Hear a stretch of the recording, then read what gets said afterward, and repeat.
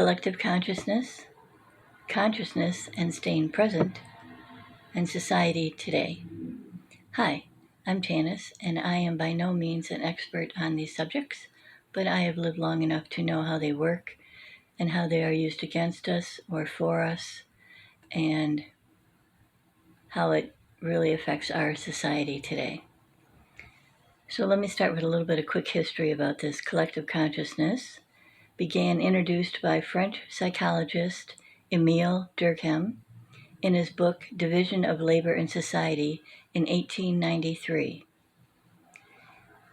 Carl Jung's essay Structure of the Unconsciousness was created in 1916, and it shared a set of beliefs, values, and society norms that bind communities together. So we can see, and we've been through it ourselves, how they can really use our minds and sway us to think in one way or the other. And by doing so, they can literally create things because they control our minds, basically, and create what they want, not what we want. Because if there's 5 people in the room, we've all seen these tests done and things like that, and you're all looking at a red apple, and 4 out of the 5 say it's green, a lot of times that 5th person is going to go on and say, well, okay, it's green, knowing full well it's a red apple. We've all seen these tests, so that's the way they kind of use our minds to sway people to think in one way or another. And it can be used for quite evil things, as we've seen. They've been able to create wars because, let me take the awful 9/11 that was created, and the way they came back and said, we have to attack this country that did this to us. I'm not going to name names or go into details. We all know what happened. But we were all for it. We were all for the shock and awe. Go ahead, do it. Yes, it's wrong. How could they do this to us, And rightfully so. We didn't know any better. But now we do. And we know that our minds can be used to create what they want. I post about it an awful lot. So I say our collective consciousness can be used for good or evil. I truly mean that. If we all know by now that thoughts are things and can create things. And we want to create goodness, peace, love, kindness, happiness on our planet, not war, hatred, division, racism, and all the rest that they throw at us. So, by changing your thoughts, we can change the world, as silly as it sounds. But we spend hours and hours watching things that get us angry, get us mad, fuel the fire, if you will, And you have to stop some of that. You have to cut it off. You have to stay present and realize that all we ever have is now. And in the now, keep your mind at peace. There's no reason to have it any other way, because we can only control what we can control. Or we can live hour after hour after hour all day long, letting our mind take us over with thoughts of hatred and war and killing and anger, right? So I'm going to read a little bit from Eckhart Tolle in the book Power of Now, which is a book I recommend for anyone.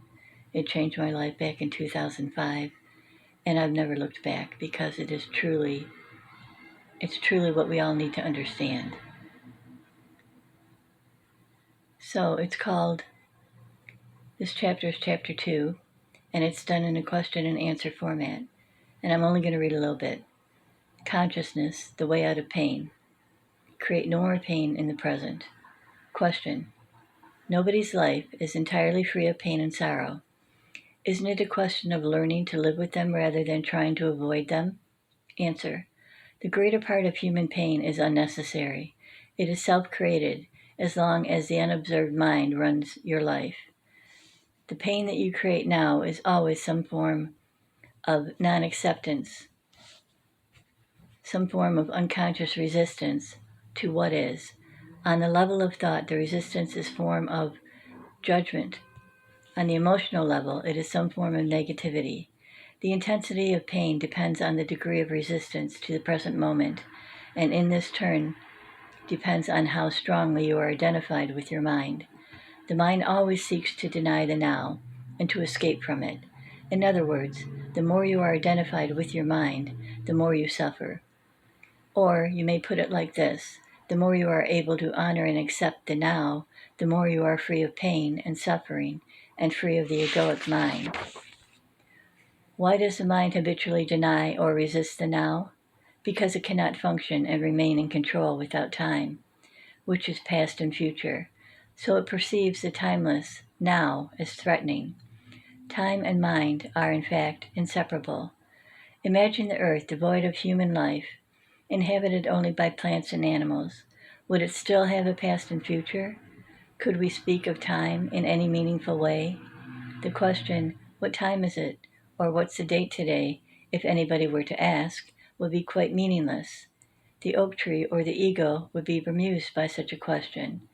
What time? They would ask. Well, of course it's now. The time is now. What else is there? Yes, we need the mind as well as time to function in this world, but there comes a point where they take over our lives, and this is where dysfunction, pain, and sorrow set in. The mind, to ensure that it remains in control, seeks continuously to cover up the present moment with past and future. And so, as vitality and infinite creative potential of being, which is inseparable from the now, becomes covered up by the time, your true nature becomes obscured by the mind. An increasingly heavy burden of time has been accumulating in the human mind. All individuals are suffering under this burden, but they also keep adding it to every moment whenever they ignore or deny the precious moment or reduce it to a means of getting to some future moment, which only exists in the mind, never in actuality. The accumulation of time in the collective and individual human mind also holds a vast amount of residual pain from the past. If you no longer want to create pain for yourself and others, if you no longer want to add to the residual of the past pain and still lives on in you, then don't create any more time, or at least no more than is necessary to deal with the practical aspects of your life. How to stop creating time? Realize deeply that the present moment is all you ever have. Make the now the primary focus of your life. Whereas before you dwelt in time and paid brief visits to the now, have your dwelling place in the now and pay brief visits to the past and future when required to deal with the practical aspects of your life situation. Always say yes to the present moment. What could be more futile, more insane, than to create inner resistance to something that already is? What could be more insane than to oppose life itself, which is now and always now? Surrender to what is. Say yes to life, and see how life suddenly starts working for you rather than against you. The present question. The present moment is sometimes unacceptable, unpleasant, or awful. Answer. It is as it is. Observe how the mind labels it and how this labeling process, this continuous sitting in judgment, creates pain and unhappiness. By watching the mechanics of your mind, you can step out of its resistant patterns, and you can then allow the present moment to be. This will give you a taste of the state of inner freedom from external conditions, that state of true inner peace. Then see what happens, and take action if necessary or possible. Accept, then act, whatever the present moment contains. Accept it as if you had chosen it. Always work with it and not against it. Make it your friend and ally, not your enemy. This will miraculously transform your whole life. And it's very true. I've learned that over the years, since I've totally learned how to live in the now.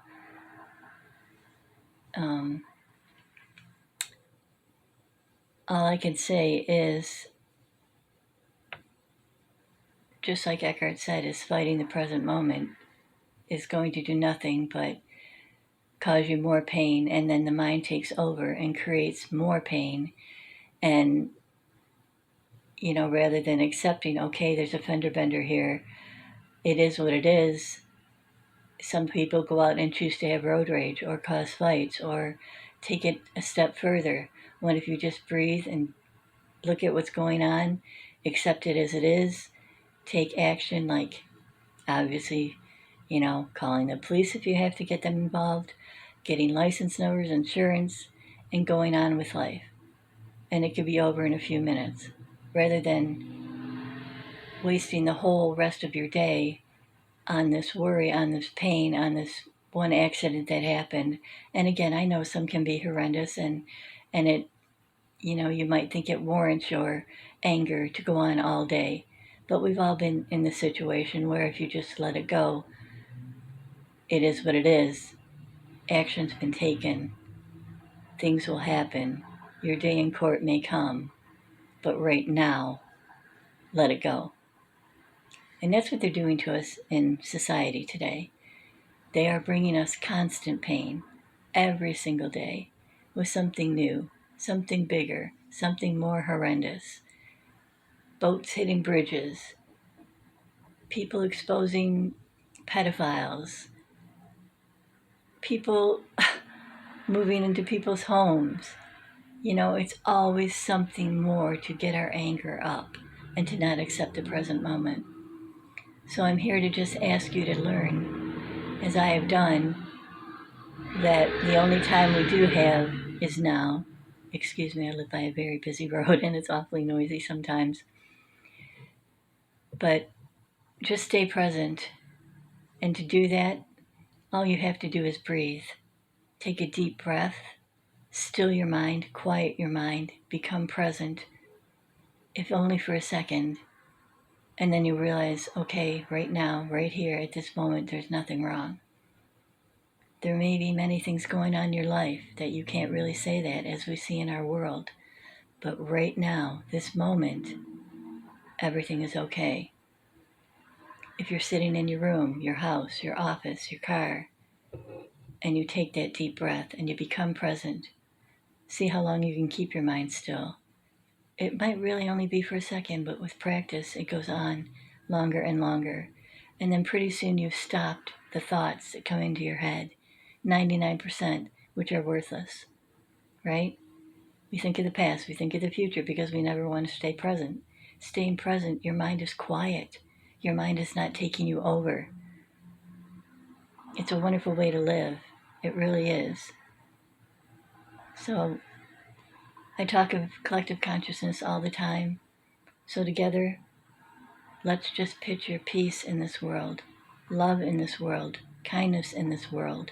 More and more people are here to wake up people, or they're realizing that that's their mission here on earth and why they came at this time, right?